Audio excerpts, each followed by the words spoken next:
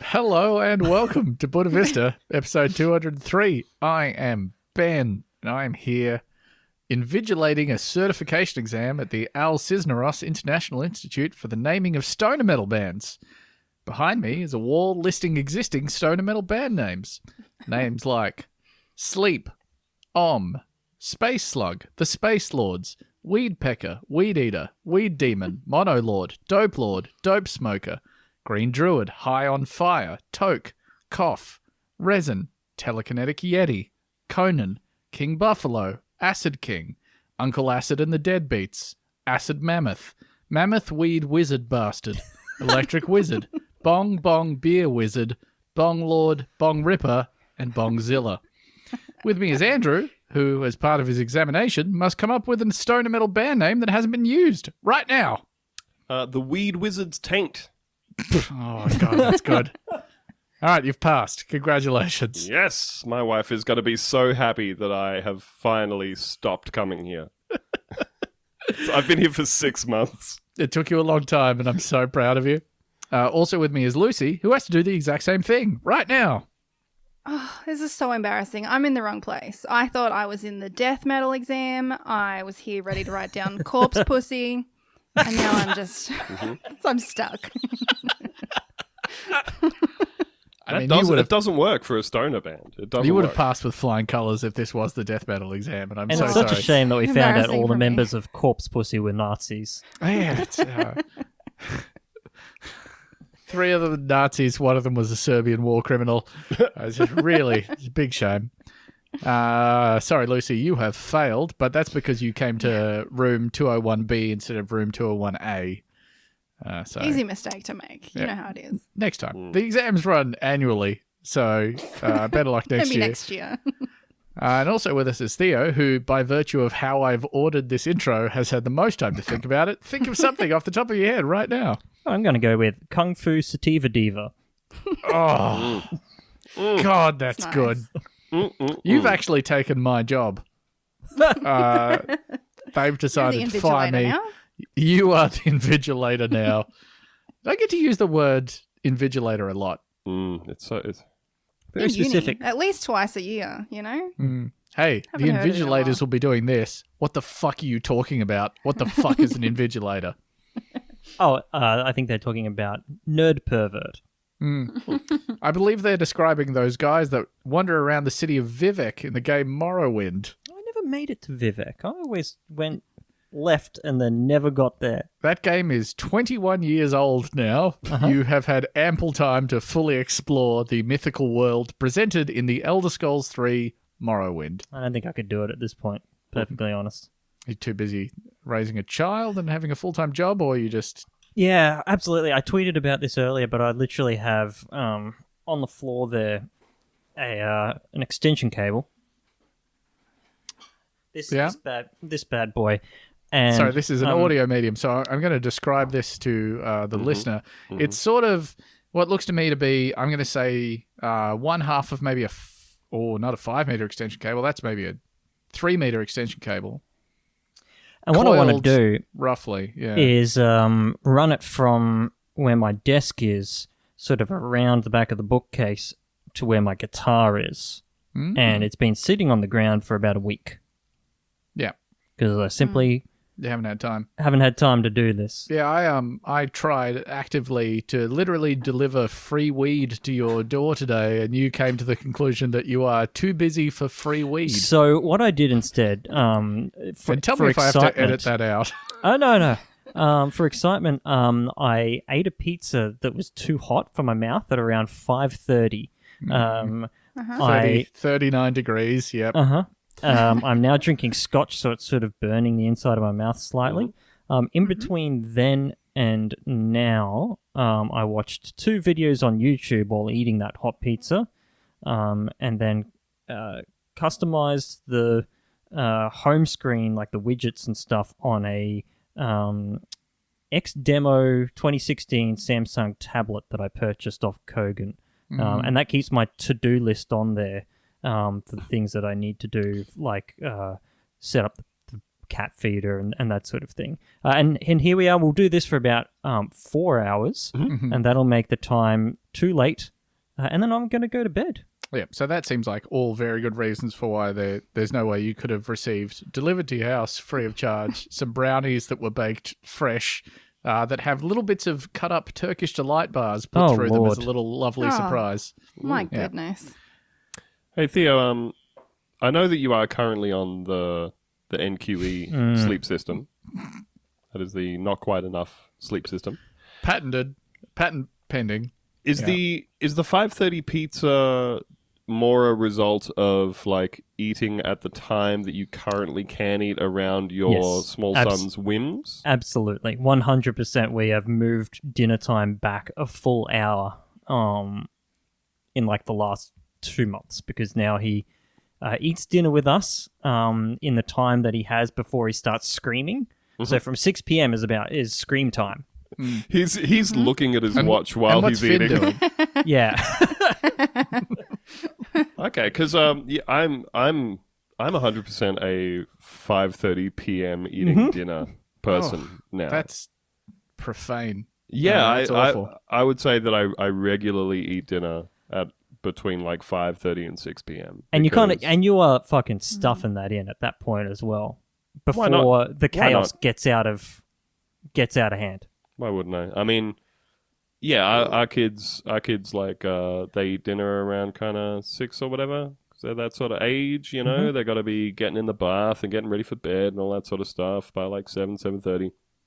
And for a little while, you're like, I will feed you the dinner for a child, and then I'll clean all that shit up, and then I'll start making a whole second dinner.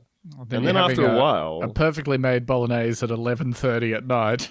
Yeah, and so at a certain point, you just say, "Fuck this! I'm making one dinner, and I will eat it with the kids at like 6." Yep, you know, 100%. And then now this does have a slight side effect, which is I will wind up eating another meal at 8 p.m. Like me and Ella will get to a point where we're just like, Can I give you some advice? Sure. Coles sells 1 kilo bags of prunes, and they're good for a snack any time of the day.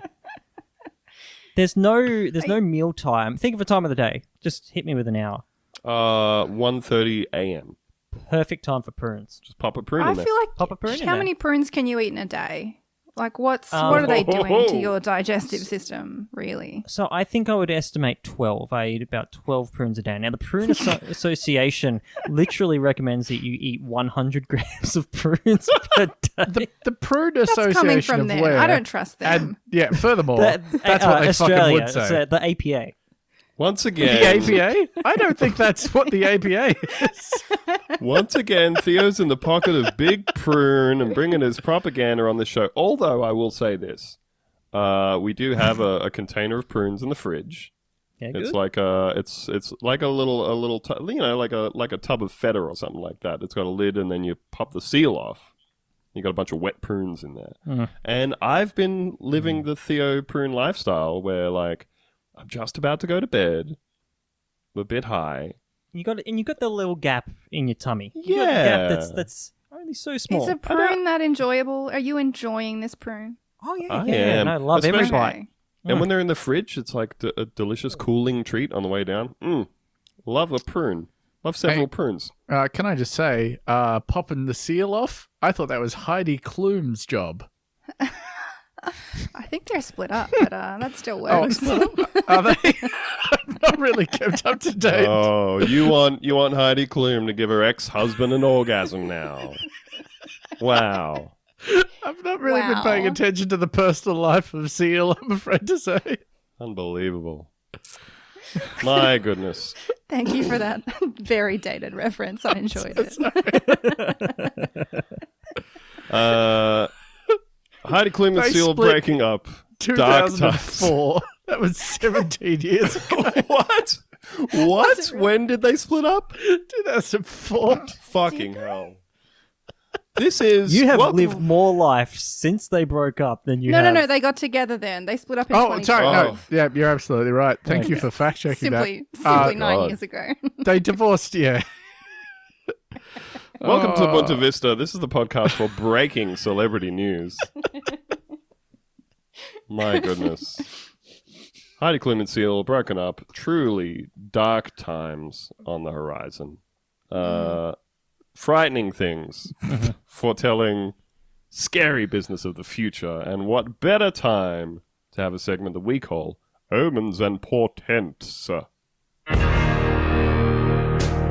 You shall see hail fall from a clear sky and burn as fire upon the ground. You shall see darkness cover Egypt when the sun climbs high to noon. You will.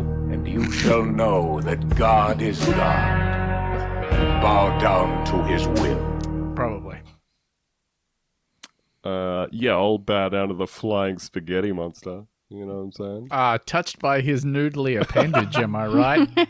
I'm one of those guys that insisted that my driver's license photo had to be wearing a colander on my head Yeah. because of my deeply held religious belief in the flying spaghetti monster. I love doing a thing where you're parodying someone's deeply held convictions about how they fit into the universe. Yeah. Honestly, That's like though, a great I bit. feel like that was a much simpler time when that was like the most annoying guy was a flying spaghetti monster guy. Mm. And then we invented Twitter. So And then we got to view every other annoying guy in the world. mm-hmm. And a few annoying ladies. They're really catching up on the They being are annoying catching up. stakes. Yeah. They're blazing Well done. some trails breaking out the there. glass ceiling. Oh boy, this week on Omens and Portents, we have a story from the Portland Press Herald. Mysterious black substance on Wells Beach. Turns out to be millions of dead bugs. Can I want to pull back the curtain here And here we go. just for a second, and I'm so sorry. You know, normally the little subtitles that I put on the H2 subheadings that's Yep. in the style guide for the Buena Vista notes, Mhm. I would never say those out loud because that's just for me, mostly. Yep, But you do I get am- upset when I reveal them normally. I'm very happy with this one. I just want to... Dot. Mhm. And you will know us by the trail of dead bugs. Yeah. Mhm. And for a certain amount of listeners, that's going to be a great time. And thank you Yeah. for sharing that. And now I'm going to close those curtains right back up. Now we're all just fumbling around behind the curtains again. Everyone's waiting for the show to start back up. Yeah, being like, were we meant to come out just then? Why are they closed again? Why did we do that? Ed Smith has walked Wells Beach for years, but has never seen anything like it. A mysterious black substance that settles on the sand near the shoreline and stains the feet of anyone who ventures too close. Well, number one, don't walk in that. Don't venture too close. Don't do it. If I I would saw a assume that is mysterious squid black ink. slime, just like, don't walk on it. That seems That's my bad to recommendation. me. That seems demonic. I would avoid it at all costs, just personally. Whereas I think I would probably pick it up in both hands and see whether it wants to enter my eyeballs via the tear ducts. You're thinking a sort of a X-Files type scenario there. Oh, what? I'm guessing that Ed Smith of Wells Beach has never read the Stephen King short story The Raft, because that has a substance in it that you just don't want to step in. I'll tell you who else has a substance in them. Stephen King when he was writing those short stories. Oh, yeah.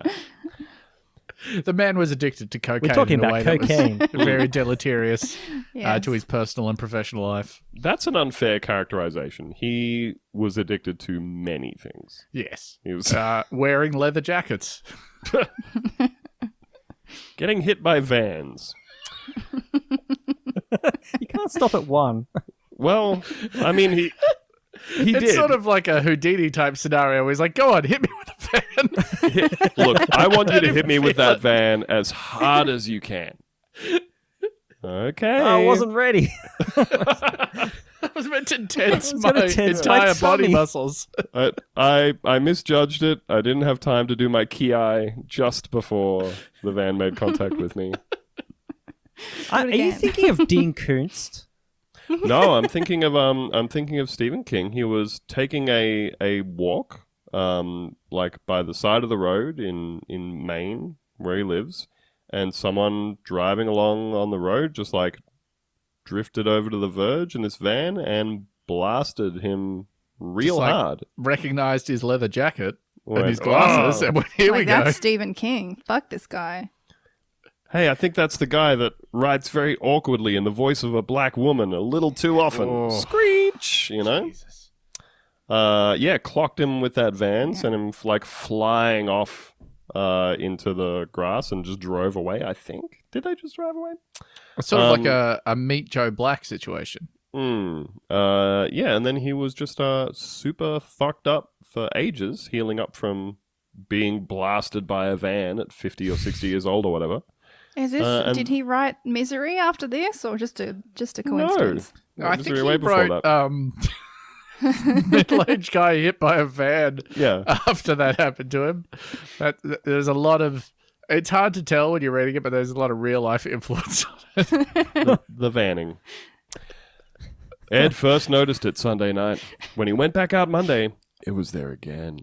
He talked to about a dozen beachgoers who all said they noticed it too. I'm imagining he was standing next to each of them, pointing at the black stuff and going, Hey, hey, look at that. Hey, is this weird? Can you see the thing I'm pointing at? And they say yes. And he's like, cool. Does another tick on his notepad. Oh, I'm picturing like NPCs that just stand there, and he goes and talks to them, and they're like, "You've been hearing about this black slime out here." There's terrible like creatures. people that have 5 times just been like, I love standing on the beach. Big pause. I love standing on the beach. New dialogue option. What's up with this black slime? What's up with this? Quote, I sat on the edge of my tub with Blue Dawn, a type of dishwashing soap, and a scrub pad, and I still couldn't remove the stain from my feet, Smith said. It took a few inquiries to local and state officials and some help from a retired scientist who lives nearby. I'm assuming that he had wild hair and crazy eyes. Right. Yeah. That seems almost like a weird thing to say. Yeah. Like, Yeah. there's a way to describe people. Like, kind of like, I don't know. I feel like if you're a scientist for life. A retired scientist is someone who's been like, I found too much. And I can no I longer don't do that investigate." anymore. Yeah. we done need with you to that. come back for one more job. I told promised you. I would never put my Told you I'm eye to a done with that. microscope ever again. I turned in my white coat and my gun. My standard issue scientist gun. I said, I'll never get back to Wuhan again. I can't tell you what happened there, but pretty dicey. So he got some help from a retired scientist who lives nearby. Smith got his answer Tuesday, and it only raised more questions. God damn it. I hate it when that happens. It's like, you get the answer, but the answer comes in the form of a bunch more questions. I would have been better off without that answer. Yeah. I would have only had one question. Yep.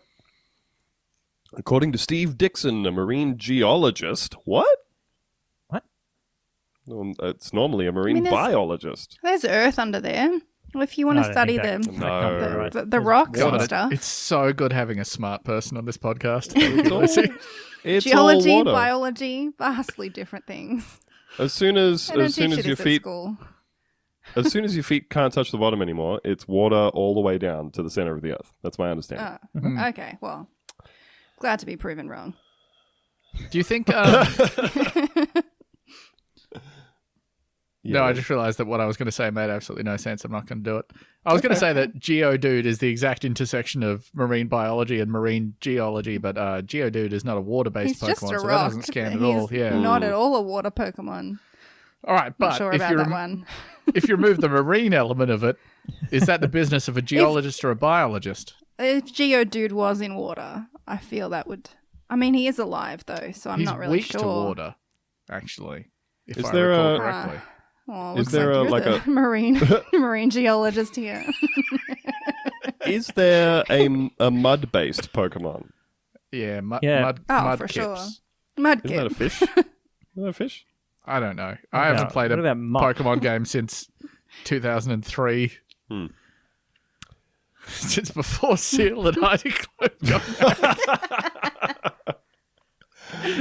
According to Steve Dixon, a marine geologist with the Maine Geological Survey, the black substance was the collective carcasses of dead insects. Millions of them. I'm doing the Dr. Evil Pinky? He's You know doing what's Dr. funny Evil is that face. you just described that as if you'd done something visually and the listener wouldn't hear it, but you actually didn't do it while you were doing it. No, I did that for your benefit afterwards, Yeah. just in case you haven't heard of Dr. Evil. I don't Making think we'd sure give we a got that doctorate to an reference. evil person. Austin Powers, a movie that came out in 1997. Wow, before Seal. 7 years before Heidi Klum and Seal got Heidi married. Klum's marriage and separation. Oh, boy. Vintage. The bugs float in the ocean, but when waves wash ashore, they settle on the beach and stay there when the tide goes back out. Dixon said he's still working with entomologists on figuring out what the bugs are. They sound like Alien. bugs. Yeah, bugs probably. Where they came from, Alien. Yeah. and why. That Alien. seems like a fucking dumb question. Like, why? Like, they're like, I don't think they had plans to What do you be think? on the beach. What do you think those bugs had in mind? Hey, I really want to make some guy's foot dirty in a way that using his dishwashing liquid won't fix. How do they know it's bugs, but they don't know what the bugs are? I'm skeptical But- on this one. They looked in a microscope. And it So I look, don't know if I... look like bugs. I might have actually cut that out of this. I might have cut that part. But yeah, they looked at it in a microscope and they were like, oh, shit, them's bugs. Oh, so they're just like Bugs. tiny little bugs. Yeah. Once again, the Okay. answer to a scientific question is bugs. Yeah. Dixon doesn't expect it to be a recurring phenomenon. He said once the winds shift, it's likely that whatever bug debris is left behind will wash back out to sea, and then it's China's problem. Dixon said there were other reports of a similar substance at York Beach and in Ogunquit as well, but he hadn't heard of anything anywhere else. Emma Bouthelet, who regularly walks on Fortune's Rock Beach in Biddeford, posted a photo on Facebook this week of her blackened feet. She doesn't know if she too stepped in a pile of bug carcasses or not, but said she's always referred to the black substance as beach tar.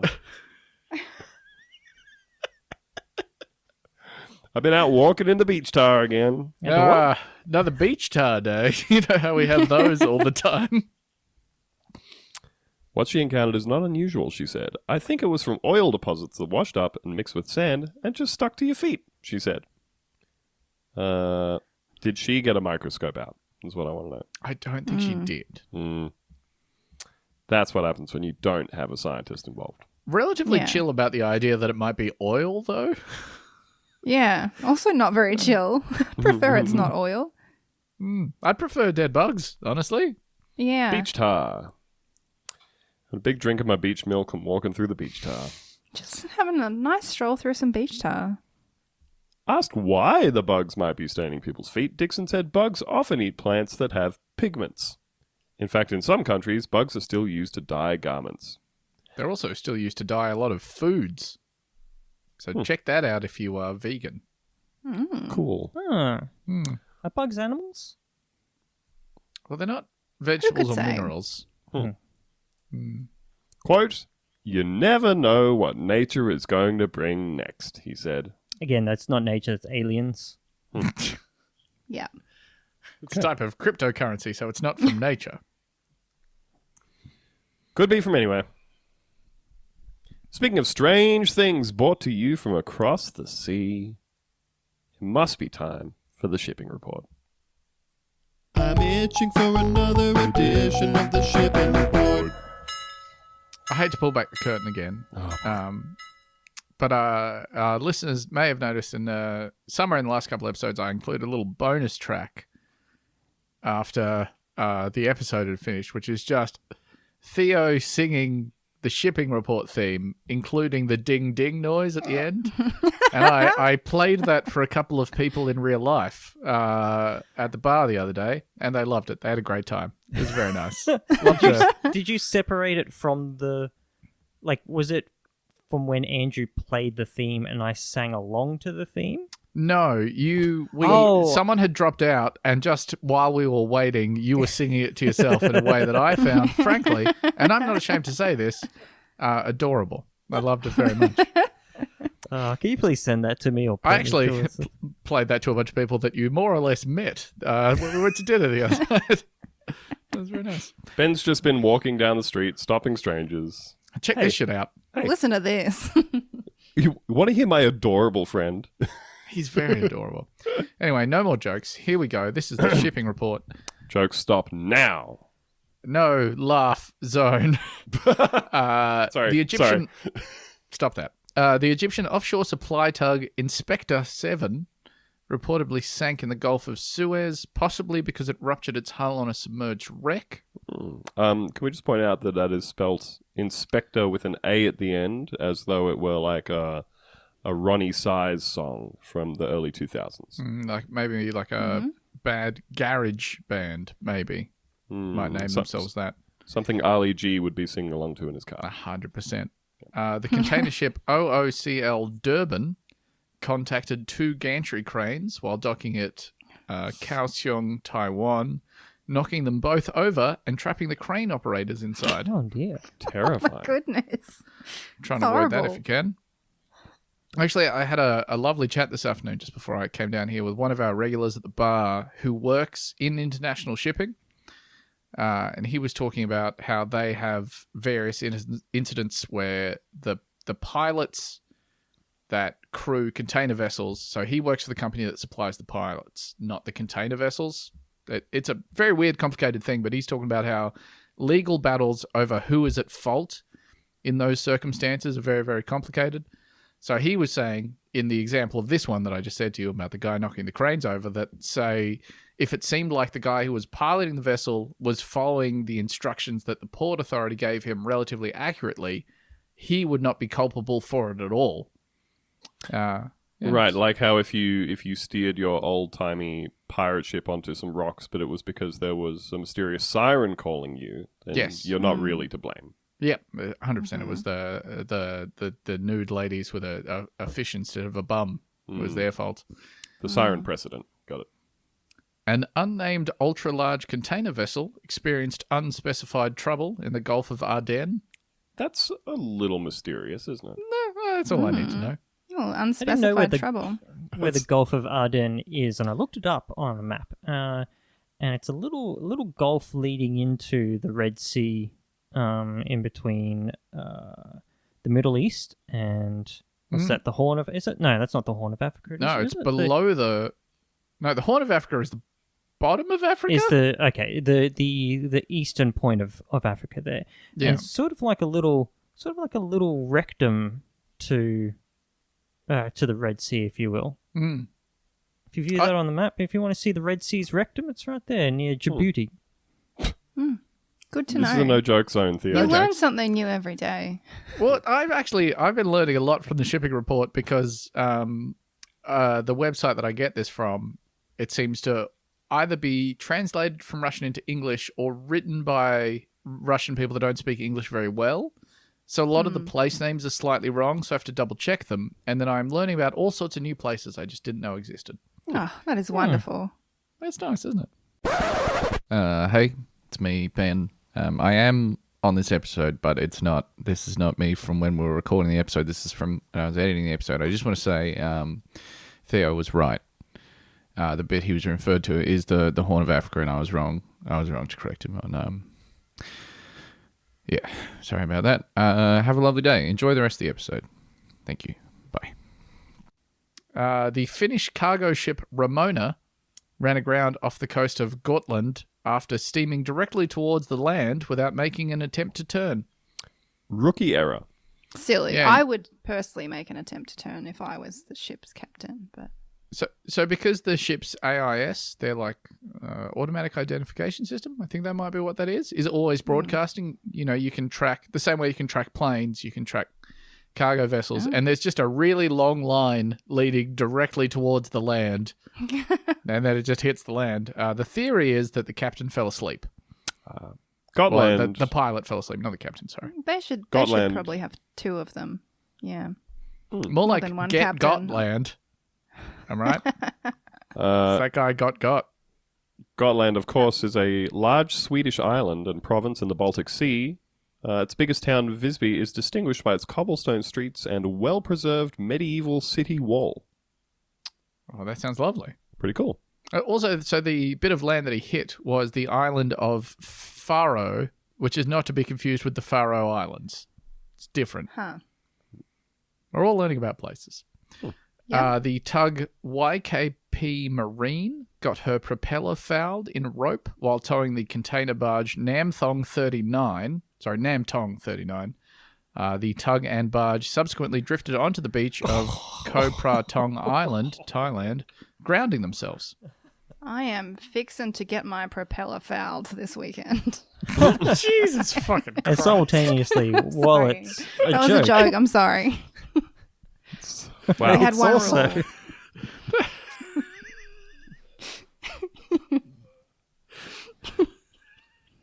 Doesn't mean it's not true. Doesn't mean it's not true. Are you flying to Tasmania this weekend, mate?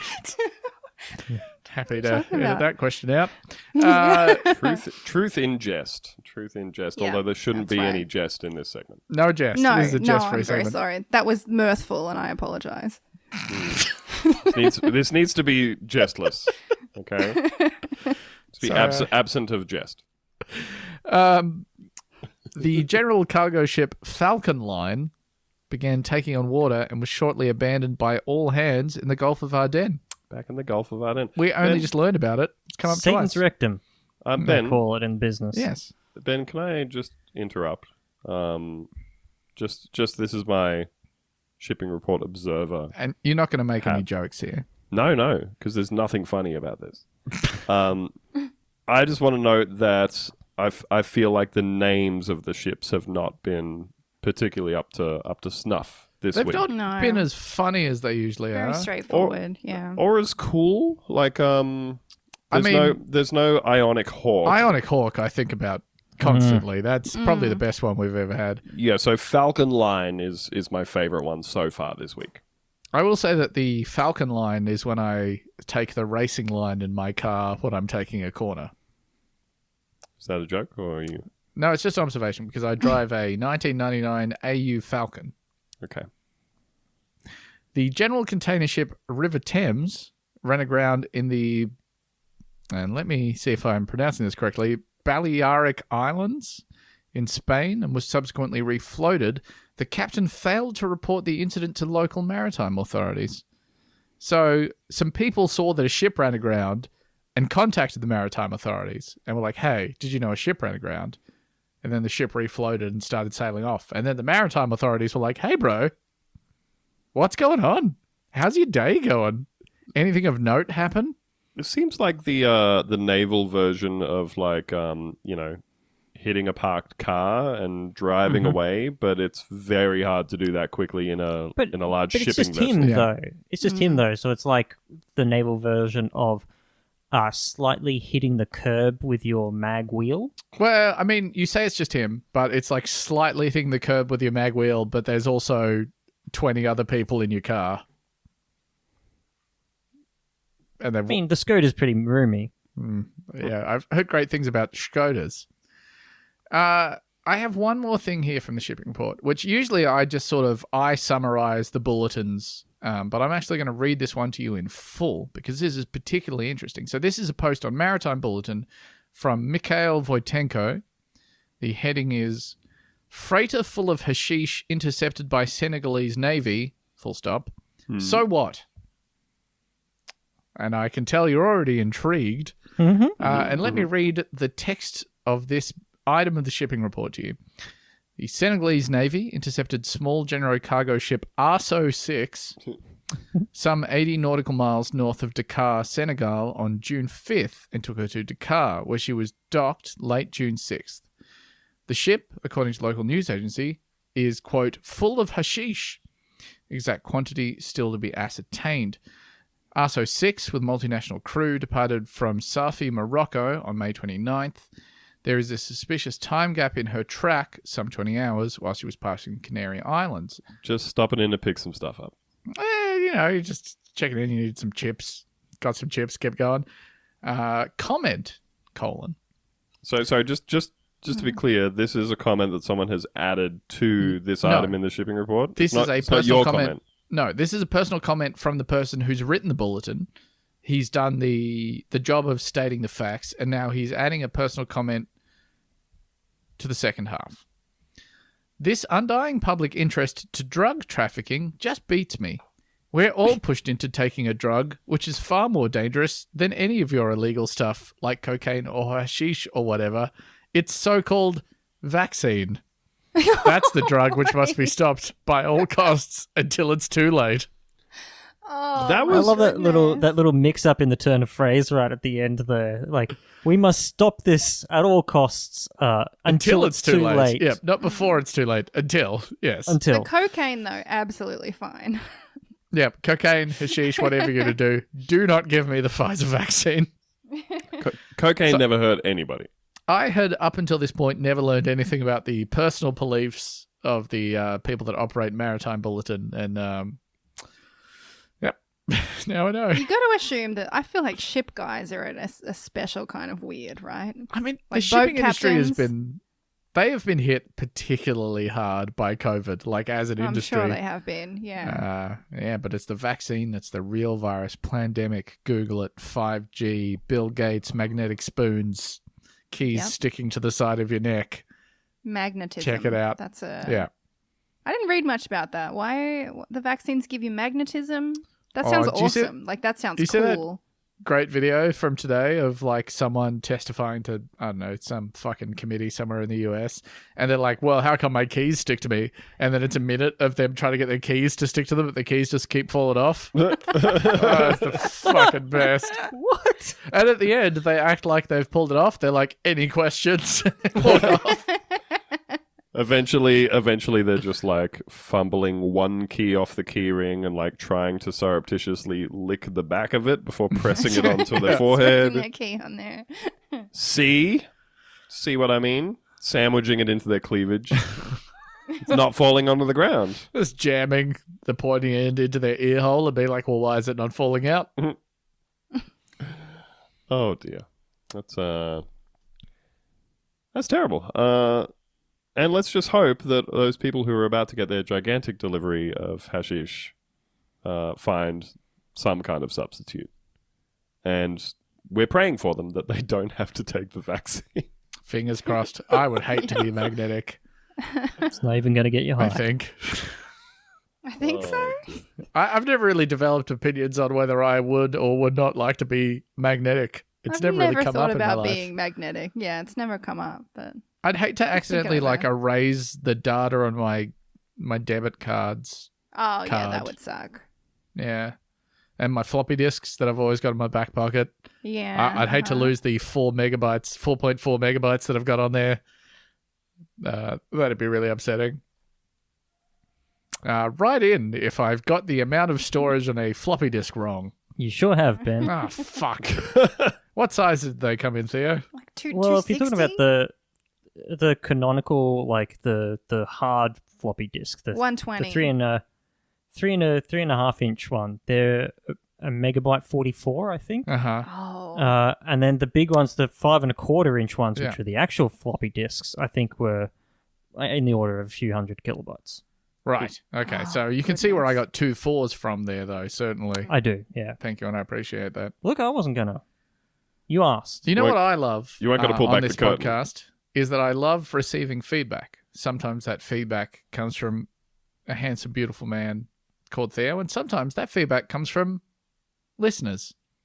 Where it goes straight into the spam filter, never to be read by us. Someone today on Twitter replied being like, maybe that's not so much Google's problem as that you're forwarding emails from a non-Gmail address into your Gmail. And I was like, no, shut the fuck up, you dickhead. That's not what's happening. That's probably what's happening. That was Yeah. what was happening. maybe That we was should 100%. probably just get a Gmail, but think about that one later. I mean, we've Seems like a lot of put our work. best We've minds got on a it. Gmail. Yeah, But we put Theo on it. the problem was we're on the C-panel diet. We got to get off that. It's not healthy, not recommended. Wow. Okay, so I Fucking posted hell. that in the chat, and none of you responded, and then Theo gets to say it on the fucking, and you're all right. Okay, I guess I see how this fucking works. Oh. This is oh Gotta no, get, I gotta get that prior art, bitch. I almost said this with too much pride. I I missed literally that one. posted the I'm on the C panel diet into the chat while I was driving. So I was Oh, goodness. I was on a country back road. There was no one else around, but I was so determined to get it out that I was just like, yeah. Ben, you're going to cause a repeat of the thing that happened several years ago when somebody left a review on the iTunes store saying, "I am unsubscribing from this show," for their like crass casual references to doing stuff on your phone while you're driving. Look, sometimes you've Not got me. a funny joke to say that literally everyone in the Discord ignores. Sometimes you got to pop a joke off, you know. I would Sometimes never. you've got to and- pop seal off between Just- 2004 and 2014. Just for the record, Ben, I first said this sentence, I'm on the C-panel diet, the 11th of the 5th, 2021 in the Discord. Oh, fuck off. What channel was it in? Nerds of the show. Yeah, I don't read Nerds of the Show. There's a bunch of nerds in there. Yeah, I never go in there. That place is not for me. Not Do for you guys me. remember from like 4 minutes ago when I did an extremely smooth segue into the mailbag? I don't know if you Yeah, guys I recall heard that. it. I really appreciated it, but that was a long time ago. Are you tired of paying nothing for the same old superior quality free episodes of the Bunta Vista podcast? Do you want less politics and more content about diarrhea or animals gone wild? Are you tired of skipping through those hours upon hours of paid product placement for Mark Wahlberg film Shooter? Well, boy, do I have the offer of a lifetime for you. That's right, for just $5 a month, you too can be a premium VIP member of the Bunta Vista Patreon. That's right, just $5 for all of our bonus episodes. That's over 300 hours of content from the hosts you know and definitely tolerate. I'll even throw in access to our glamorous and exclusive Discord server, where bizarre arguments only happen once or twice a week at most. Head to patreon.com/buntavista. Sign up in the next 5 minutes and I won't know because that's not my job, but you'll be enjoying the sweet satisfaction of supporting us, and we will love you romantically for it. That's my promise to you. Yep. Sometimes people send in a joke. Sometimes people send in some feedback. They can do it by voicemail. They can do it by email. There's many other methods. We And they're actually all read- listed. Don't do it. Don't stop me right now. And they're all listed right here in this theme song. 1-800-317-515. That's the Bunta Vista hotline. 1-800-317-515. That's the Bunta Vista hotline. You can send us an email. mailbag@buntavista.com. Maybe DM us on Twitter. You could even message Facebook, but we don't really check the Facebook. Yeah, 1-800-317-515. That's the Bunta Vista hotline. 1-800-317-515. That's the Bunta Vista hotline.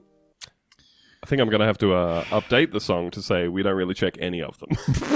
I was going to say that this week you actually checked something in the Facebook messages and sent it into the group chat. That's, I did. It came up in my messenger, and I was like, oh, why? We specify every week that we don't really check the Facebook. But there it was. Incidentally, I didn't end up using that story, but we did check it. So That's right. Making a monkey out of all of us. Here is something sent in to the mailbag, recovered from the big trash heap out the back. it 100% went into the spam folder. That is where I got it. Yep. Yep. From listener Bob. Hi, gang. Ben has mentioned tapirs twice on Bunta Vista now, so I feel he wants to hear me talk about my favorite animal, the tapir. I do. That's correct. I was especially interested to hear that he wanted to get into a zoo enclosure with a tapir and feed it spaghetti. Well, it sounds insane when you say it out loud. Sure. Can't just say stuff like that out of context. Come on. I've been a fan of tapirs for about 3 decades now. That's a great sentence. Big tapir guy over here. Ever since before Heidi Klum and Seal were together and divorced, I've been a big fan of tapirs. Been a big fan of tapirs for about 3 decades now and have been following a small internet community of like-minded tapir fans for much of that time. That sounds so perverted. The alt.net.tapirs posting community has been going off like crazy this whole time. Do they name the community? Can we go there? They do not specify, no. Bob, if you're listening to this, Please let us know. Love to get on there. I would love to see 3 decades of interpersonal drama. This is why I feel qualified to say if anyone is seriously planning to do this, they shouldn't. Were you seriously planning to break into a zoo and feed it spaghetti, Ben? I mean, I don't know when the next time I'd be at Taronga Zoo would be, but I'd try. Tapirs might look cute, but they can sometimes be dangerous. There is no more vivid example of this than the incident sometimes spoken about in hushed whispers, the Oklahoma City Zoo tapir attack. Yes. There was barely anything left of that building. Oh my goodness. Oh, Jesus fucking Christ. Oh. Goodness. Oh boy. Can't say that. I don't want to... Is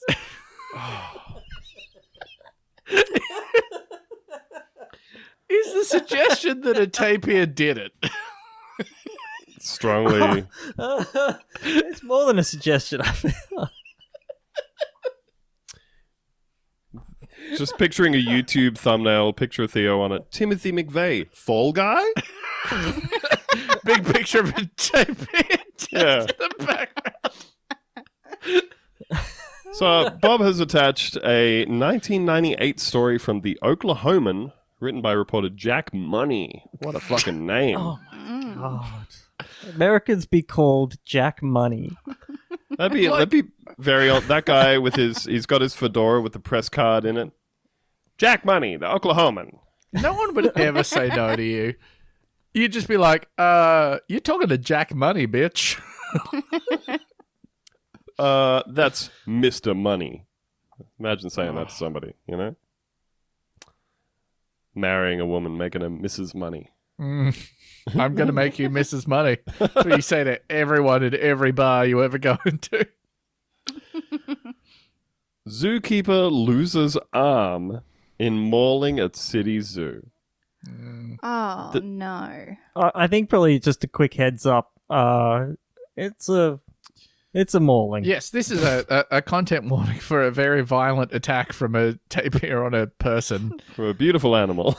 Trigger And we're warning, probably going to talk about tapir this attack. for 20 to 25 minutes. So, The daily routine of feeding Malayan tapirs turned tragic Friday morning for zookeeper Lisa Moorhead. Moorhead, 34, was attacked by a full-grown female tapir at about 8:35 a.m. at the Oklahoma City Zoo when she was feeding the animal and its baby. Steve Wiley, executive director of the zoo, said Moorhead was grabbed by the arm and jerked through a 2-foot-wide feeding door into the tapir's God. night quarters.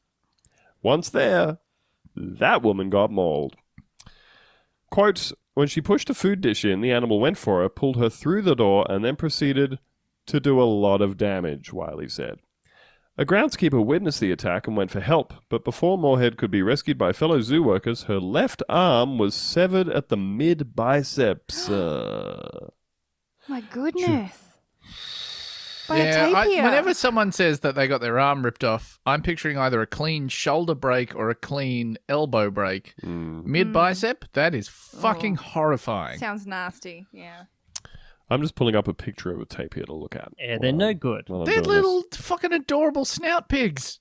Yeah, they don't look like they're going to rip your arm off at the bicep. I love They're those fucking- guys. They are a Dark Souls enemy. I want to be best friends with a tapir so bad. The Malayan ones are the black and white ones that are like have panda coloring. You They're know? like a half and half. Yep. They're a black and tan.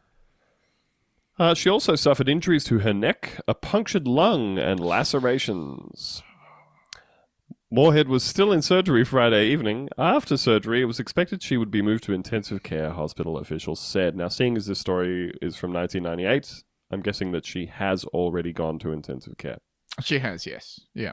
The keeper, who had worked at the zoo for more than 2 years, was in the tapir quarters for just minutes during the attack. Wiley said the zoo had yet to determine a specific cause for the attack. He said the keeper was experienced, having worked at the Tulsa Zoo before coming to Oklahoma City.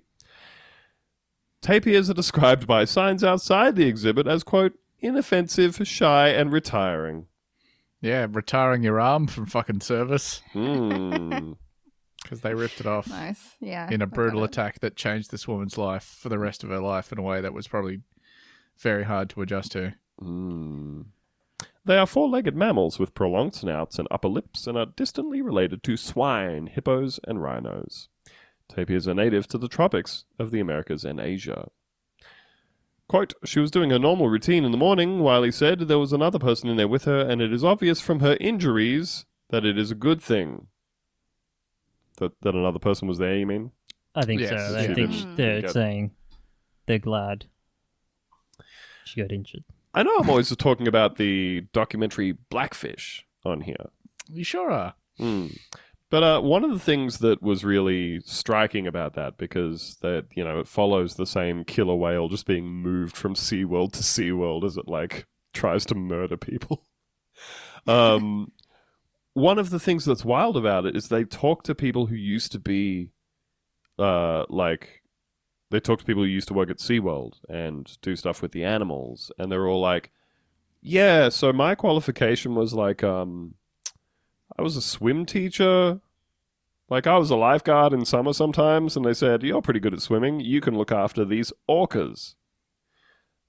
Just the extent to which they put people in there with these animals who, were not remotely qualified to do it. And that's even if you think that you can ever be qualified to, handle a cheetah or a gorilla or something like that, because there's always a chance that it's going to go tapir mode on you.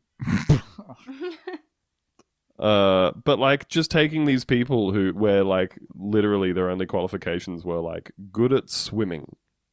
They had no experience handling animals. They were not zoologists. They were not anything like that. And they're just yeah, just jump in there with them. It's good. They want to be your friend. And then they would hide the attempted orca murders from them. Yeah, that's those murders. Yeah. They would just find out later. Wiley said it was possible that the tapir, Melody, Very sweet name. Oh, it's a nice name. She sounds nice. having your fucking arm ripped off by an animal called Sunshine or some shit. Melody was more cautious than usual because her child was between her and the sliding panel Moore had opened to feed them. He said such behavior is sometimes displayed by the animals both in nature and in captivity. We've pretty well boiled it down to 2 or 3 things, Wiley said. Yep. They are animal between mother and... Sorry, the young one between the mother and the sliding panel. 2, murderous rage. 3, large revenge. wild animal. Yeah. Unfortunately, Lisa probably knows the answers to a couple of them, but we haven't been able to speak to her directly. What, are you going to ask her, did you kick the baby animal? Did you call the animal a dipshit before you went in there? Were you taunting it? Did you call Melody a bad mother? Moorhead was taken by ambulance to University Hospital in Oklahoma City, where she went into emergency surgery to reattach her arm and to tend to other injuries. By late afternoon, her co-workers had learned that the effort to reattach the arm had failed. Rough. It's no good. Wiley said Melody and her calf will continue to be exhibited at the zoo. He said the staff will re-examine, however, how the animals are handled and fed. Yeah, maybe do that. Yeah, I'd look into that. I'd do a little Yeah, review I'd of your definitely. processes there. Maybe a 360 review, Number one change that we're making. No more arms in the enclosure. Don't do it. Yeah, And I would say also- just a blanket ban on arms. Let the tapirs free. Give them $5,000 each. Just let a 'em go. late 90s Honda Civic and 6 months rent on an apartment somewhere in Oklahoma City. Yeah. New Just see how they passport, go. brand new name. Yeah. Pop a dope smoker cassette into the tape deck. I wonder if that was ever released on cassette. That seems like something I would like to purchase if it was. It does, doesn't it? I'm going to look into that. Thank you very much. You just cost me $50, pal. Bob continues on to say, got a couple of side notes here. Tapirs are not related to swine. We've got a real 30-year veteran coming in on this 1998 news story here. They actually have a permaban filtered on the word swine. Tape itch out there. Appealing because you called like a zookeeper a pig, Tapirs are not related to swine. They are odd-toed ungulates and related to horses, zebra, and rhinoceroses. Pigs are even-toed ungulates. And you might want to use the author of this piece in your next Great American Hall of Name segment. I have two things to say to that. One is, you're absolutely right. And two is, isn't that Pearl Jam song? Even Toed? The poor zookeeper recovered. Come on. What wasn't known at the time of this article was the full extent of her injuries. So, Bob very helpfully linked an article there that we're not going to read for time reasons. But I will summarize it by saying that this article came out a year later from this, basically. And at that point, she was still doing physical rehabilitation because she was very grievously injured. She was only just then getting fitted for a prosthetic arm. So this was like, obviously, horrific trauma that this woman endured. The article mostly focused on how her husband was an extremely lovely and supportive man, which is very nice. Dudes rock. Dudes do be rocking. But also, this is the first sentence of the article here. In Lisa Moorhead's dreams, she has 2 legs and 2 arms. Oh, man. Well, I've got some bad news for her. Yeah. Every time you wake up. Facts don't care about your feelings, Lisa Moorhead. I remember being really disappointed once waking up from a dream, and it was for the dumbest reason, right? Because in this dream, I had acquired a Ferrari, right? Mm-hmm. And apparently this was very, very real to me in the dream. To the extent that I wasn't like, that's sick, I can drive this Ferrari very fast. I was like, I can sell this Ferrari and I'm going to get a whole big stack of money. That's so fucking practical. That's such a great concern to be like, yeah, it's cool I've got a Ferrari, but I could just flip this bitch.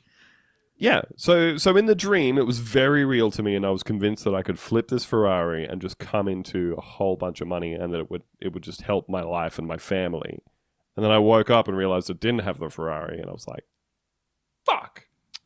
I had a dream the other night that I was back doing programming work, like I was in an office job, like I had to wear a nice shirt and go into an office.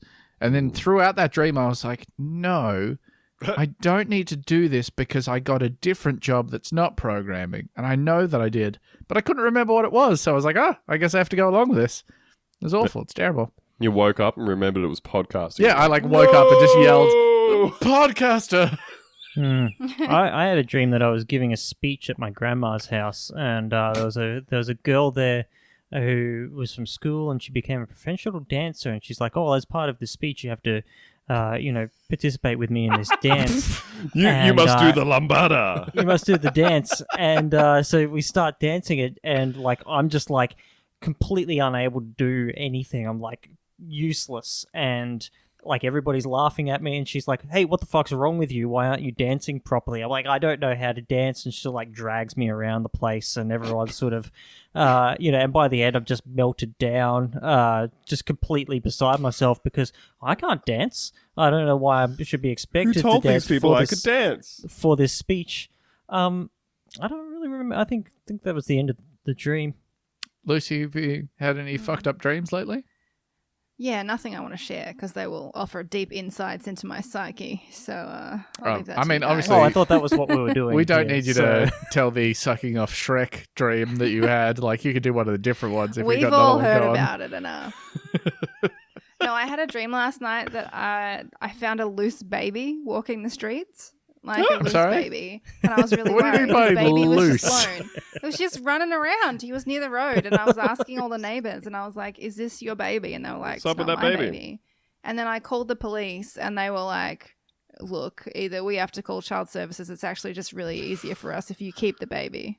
Oh, that's And I was sad. like, that is typical police. They just don't want to do the work. So now I got to keep this baby. I'm still struggling with loose as the Loose way baby. you've No, chosen that's- to that's describe perfect. It's a free It's gotten baby, out. a wild baby. That's perfect. What do you want me to say?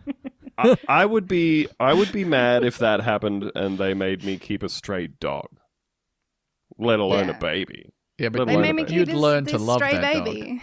You'd learn to love that loose baby.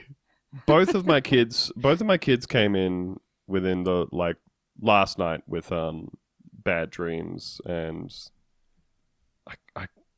they weren't that good. What was better than that was yesterday when my 5-year-old daughter and my 8-year-old daughter were watching Frankenweenie, the Tim Burton movie. Yeah. Right? Did anyone know that that's a remake? No. A remake of No. what? A remake of a live-action Frankenweenie movie starring Shelley Duvall. Oh, I do love a Shelley God. Duvall. So Given the opportunity. a 1970s movie with Shelley Duvall in it, bringing a dog back from the dead. Anyway, they're watching this Tim Burton animated movie, Frankenweenie, about bringing a dog back from the dead. And my 5-year-old daughter is like, so can they really do that?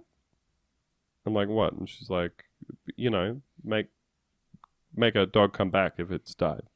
And like people and stuff. And I was like, no, they can't do that. And she was like, oh. Have your children ever heard the tale of Darth Plagueis the Wise? Well, here's the thing, right? So she's asking. Thanks, Lucy. I appreciate that.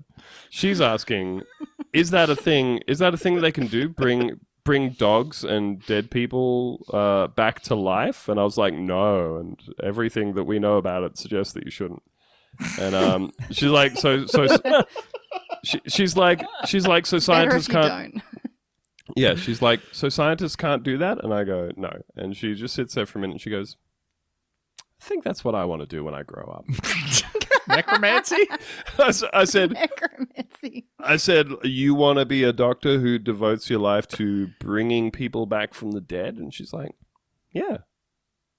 I went, okay. Time to watch Pet Cemetery. Exactly. Gotta show those kids Pet Cemetery. Learn them some stuff, My goodness. We're basically at the end of our allotted time here, but I was just thinking that maybe we could fit this last little short one in here. I'll squeeze it in. Yeah, it's a short story with one question that I'd like answered by maybe an aviation expert. Hold on a second. We didn't finish Bob's I'm email so sorry. here. I hate to cut Bob off in text. We don't want to do that. Sorry. He went to a lot of effort here. Bob says, this is obviously quite a shock to the tapir community. I bet. Many rallied to wish her well and help her out as best they could. If it wasn't clear from the article, she was attacked because the tapir was concerned about her baby, who gave a distress signal at the time of the attack. I have never found out exactly what that is, but knowing tapirs, it was probably a squeak or a chirp. So in closing, my advice to anyone wanting to follow Ben's plan, now just running it back, Ben's plan is to break into a zoo enclosure and feed spaghetti to a tapir. Yep, that is correct. Bob's advice is, number 1, don't. And number 2, there is no number 2. Thanks for the show, guys. Been a patron since almost the beginning, and I can't think of a better way to spend my $7 a month. From Bob. God bless you. I will note that Bob has stylized their name in all capitals, which is the manner in which Bob in Twin Peaks' name is written. So you think this is Bob from Twin Peaks? I think what this I'm is hearing? Bob from the Black Lodge, yes. Does know a lot about tapirs, and that makes sense. That checks out. Checks Lovely out. to hear from you, Bob. The Bob. So, at Ben's insistence, I'm twisting your arm at this at point. Ben's... Ben has become hysterical, and once again, we must appease him. With this, an edition of Plainly Speaking. This is your captain speaking. Please return your seats to their upright positions as we are coming in hot on another edition of Plainly Speaking.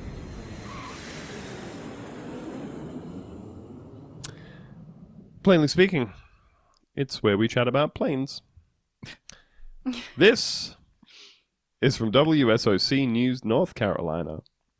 Former airline employee arrested after trespassing at Charlotte Douglas. Charlotte Mecklenburg police have charged a former airline employee after he trespassed at Charlotte Douglas International Airport on Tuesday. After he trespassed at the Charlotte Douglas Orlando International Airport. Orlando International Melbourne, Airport. Orlando, Charlotte Douglas International Orlando Airport. Yes. Officers responded to reports of a man going into the CLT passenger terminal without authorization. Authorities learned the man was 40-year-old Narada Wilson, a former Piedmont Airlines employee. Airport officials said Wilson bypassed security and gained a legal entry. He then boarded American Airlines Flight 881 that was headed to Cancun, Mexico, using a valid boarding pass.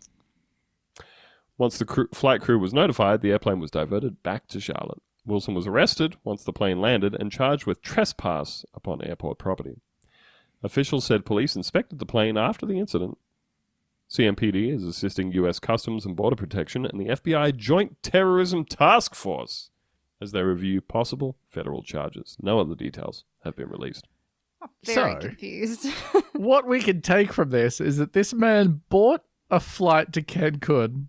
And boarded Cancun. it. Cancun. But didn't want to go through airport security? Right. Like, So he just he had skipped a- airport security. yeah, he bought a ticket, but was like, oh, don't worry about it. I used to work at the airport. I know how I can Jump get the into the fence. terminal. I'm just going to hop in.